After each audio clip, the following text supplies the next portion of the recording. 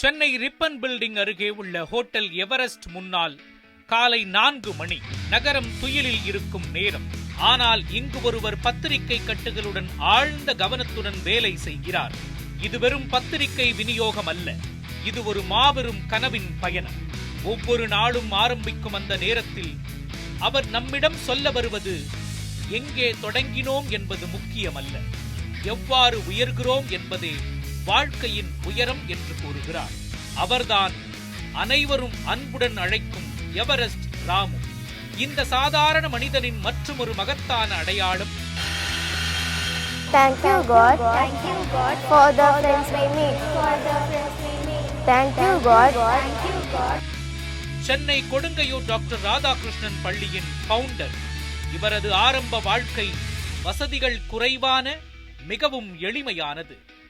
ஆனால் ஒரு தீப்பொறி இவரின் மனதிற்குள் பெரிதாய் இருந்தது. அதுதான் கல்வியின் மீது கொண்ட ஆழமான நம்பிக்கை.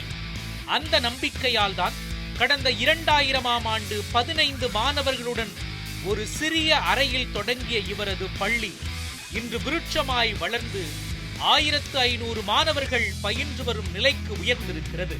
எங்கள் அப்பாவோட ஆசைப்படி ஸ்கூல் ஆரம்பித்து கொஞ்சம் கொஞ்சமாக பசங்களை சேர்த்துட்டு இருந்தோம். இப்போ இருக்கிற ஸ்கூல்ஸ்லாம் நிறைய அட்வர்டைஸ்மெண்ட்ஸ் கொடுப்பாங்க. ஆனால் எங்கள் ஸ்கூலில் ஸ்டூடெண்ட்ஸ் சேர்றது இன்னை வரைக்கும் நாங்கள் அட்வர்டைஸ்மெண்ட்ஸ் கொடுக்கறது கிடையாது.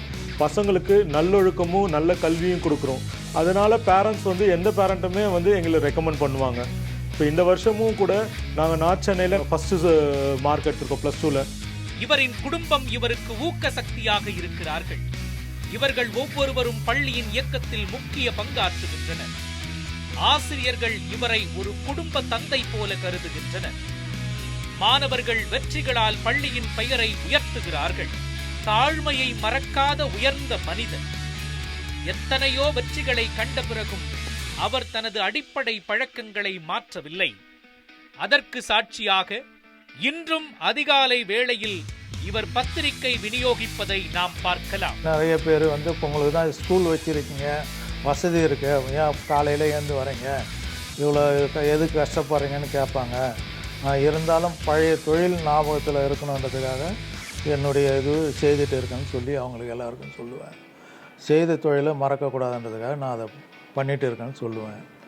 ஏராளமான மாணவர்களுக்கு கல்வியை வழங்கி வரும் ஒரு தீபமாக திகழும் எவரெஸ்ட் ராமு அவர்கள் நடத்தும் கொடுங்கையூர் டாக்டர் ராதாகிருஷ்ணன் பள்ளிக்கு